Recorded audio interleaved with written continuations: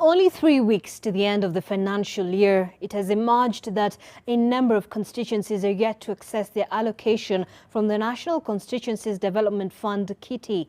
Members of Parliament of the affected constituencies say this has derailed their development programs, which were to be completed by the end of this financial year. Julian Amboko with the details.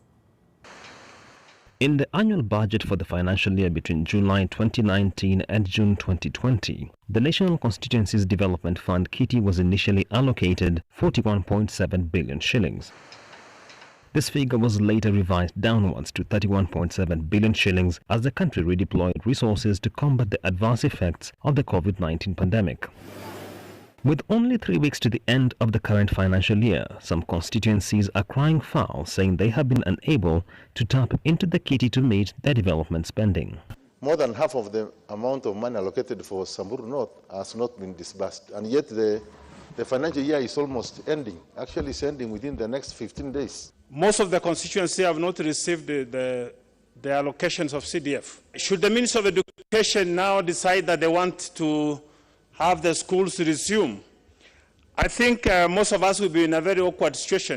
The legislators have blamed the delay in release of CDF funds to what they term as unnecessary bureaucracy and red tape in disbursement of the same. I've had occasions, Mr. Speaker, where funding has gone to the project itself. The money is there, but the money cannot be used until something called a circular is signed by a district accountant who had already issued a check to the school.